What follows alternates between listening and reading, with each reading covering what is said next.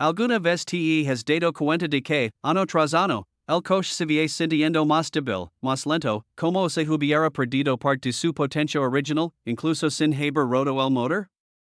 La verdad es que, en la mayoría de los casos, el motor no está desgastado, simplemente está desinformado, porque prácticamente todo lo que hace hoy en día se decide a través de sensores electrónicos, piezas diminutas, muchas veces más pequeñas que un dedo, que controlan cómo respira el coche, cuánto combustible inyecta e incluso cómo mantiene el relente. Cuando estos sensores acumulan suciedad, el coche literalmente desaprende a funcionar como lo hacía cuando salió del concesionario. En el video de hoy, te mostrar sensores que puedes limpiar tú mismo en casa y que pueden devolver respuesta, suavidad y economía a motores y rodados, sin gastar dinero en países nuevos. Y quédate hasta el final, porque hay un sensor en esta lista que muchas veces hasta los talleres olvidan verificar, pero que hace una diferencia enorme en el rendimiento. Si quieres ahorrar en mantenimiento y hacer que tu coche funcione mejor durante más tiempo, y suscríbete al canal y activa la campanita, porque aquí en el Mundo AutoJ hablamos sin tapujos sobre coches. Sensor número 5, el sensor de posición del árbol de levas, conocido como CMP. Si tu coche a veces pierde fuerza de repente, falla al acelerar, se siente extraño en bajas revoluciones o se enciende la luz de inyección con códigos relacionados con el VVT, mucha gente corre culpar bobinas, inyectores o incluso la cadena de distribución.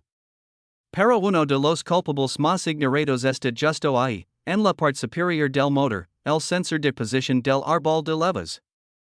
Funciona como un reloj del motor, informando a la central exactamente cuando abren y cierran las válvulas, manteniendo la sincronización perfecta entre aire, combustible y ignición. El problema es que, con el tiempo, los vapors de aceite y la mugre acaban adhiriéndose a la punta magnética de este sensor. Esta suciedad genera pequeños retrasos en la lectura, creando variaciones en el punto de válvula, incluso con todo lo demás funcionando correctamente. El resultado es una aceleración irregular, mayor consumo y esa sensación de motor indeciso. Mucha gente piensa que esto es desgaste natural, pero en realidad es solo suciedad acumulada. Para limpiar correctamente, localiza el sensor, que normalmente está cerca de la tapa de válvulas. Desconecta el conector, retira el tornillo de fijación y saca el sensor con cuidado. Es común encontrar una película de aceite en la punta. USA limpiador de contactos electrónicos o limpiador MF, nunca limpiador de frenos, y limpia suavemente con un pano de microfibra, evitando rayar la superficie magnética. Deja secar completamente antes de reinstalar, asegurando de que el o-ring esté en buen estado.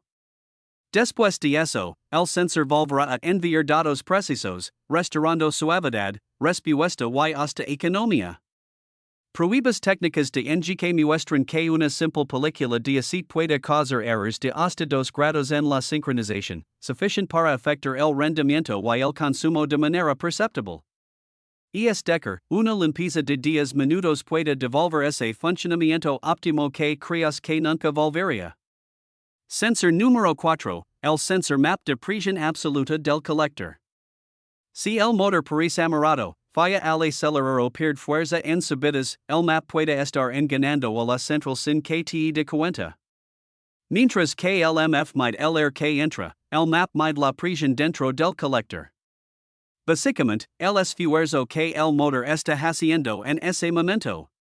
La central utiliza esta información para calcular la carga, el punto de ignición y en coches turbo, incluso el control de presión.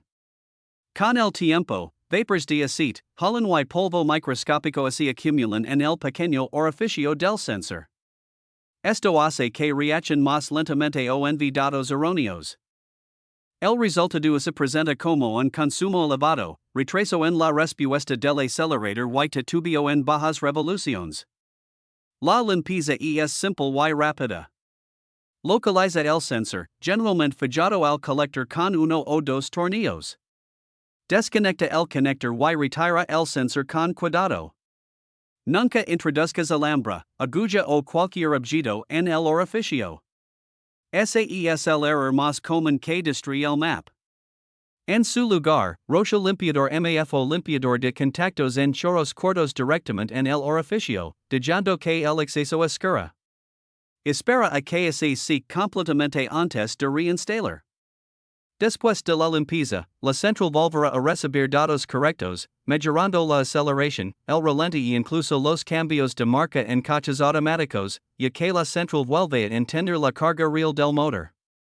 Mecánicos que realizan esta limpieza en mantenimientos preventivos informan hasta un 10% de mejora en la respuesta del acelerador en coches más rodados. Antes de condonar la bomba o los inyectores, comienza por lo básico. Sensor número 3, los sensors de oxígeno. Los famosos sensors U2. Si el coche ha empezado a gastar más combustible, o el fuerte en el escape o tiene una aceleración perezosa, esos sensors pueden ser los culpables. Trabajan en un entorno extremo, directamente en el flujo de gases del escape y son responsables de mantener la mezcla air combustible cerca del ideal, alrededor de 14.7 para 1. Con el tiempo, residuos de carbono, aceite quemado y combustible no quemado se acumulan en la punta del sensor, haciendo que su respuesta sea lenta. La central comienza a corregir la mezcla basándose en datos desfasados, lo que genera un alto consumo, ralentí irregular e incluso jalan en el escape. Lo que pocos mencionan es que, en muchos casos, una limpieza cuidadosa puede recuperar el sensor temporalmente. Para ello, retira el sensor con el escape frío, usando una leva específica, sin torcer los cables. Sumerge solo la punta del sensor, nunca el cuerpo, en gasolina o limpiador de catalizador durante aproximadamente una hora para disolver los depósitos. Luego, enjuaga con limpiador de carburetor y deja secar de forma natural. No uses aire comprimido, ni toques la punta. El elemento interno es extremadamente sensible. Una vez reinstalado, la central volverá a recibir lecturas más rápidas y precisas.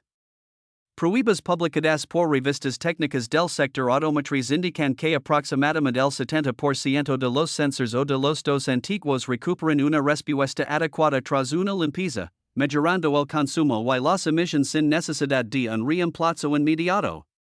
Si el escáner muestra códigos de respuesta lenta, como P0133 o P015, limpiar antes de sustituir puede ahorrar fácilmente cientos de euros.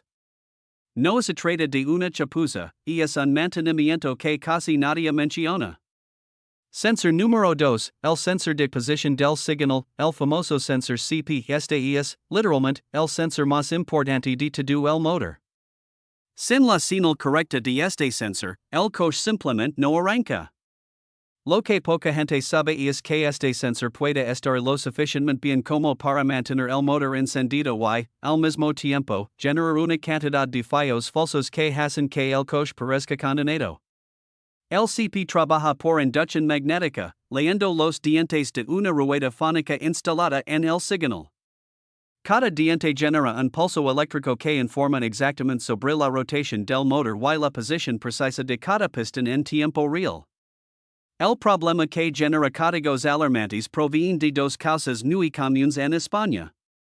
La primera es la acumulación de limaduras microscópicas, polvo de freno y partículas de hierro que son atraídas magnéticamente hacia la punta del sensor. Esta suciedad crea una capa que aumenta la distancia entre el sensor y la rueda fónica, debilitando la señal. La segunda es el juego mecánico. Con la vibración constante, el tornillo de fijación del sensor puede aflojarse levemente o la propia rueda fónica puede tener juego en el eje debido a una fijación comprometida. Este juego aumenta aún más la distancia crítica entre el sensor y la rueda. El resultado son pulsos débiles y irregulares. Los códigos generados por este problema son de los más aterradores posibles. Fallos en el circuito del sensor de posición indicando que el sensor está muerto. Códigos de fallo de ignición en todos los cilindros al mismo tiempo. Correlación incorrecta entre el signal y el árbol de levas, sugiriendo un salto de cadena o correa, cuando en la práctica el sincronismo mecánico está perfecto. En casos más graves, el motor puede arrancar, pero muy rápidamente o presenta una ralentí completamente inestable. El diagnóstico correcto implica un osciloscopio para verificar la forma de onda, que debe ser limpia, uniforme y con buena amplitud. También es fundamental comprobar la distancia entre el sensor y la rueda fónica, que normalmente varía entre medio y 1,5 mm, dependiendo del motor. Al retirar el sensor, es común encontrar la punta completamente cubierta de suciedad metálica. La limpieza debe realizarse con un dissolvente apropiado y un pincel suave, además de un correcto apriete del soporte.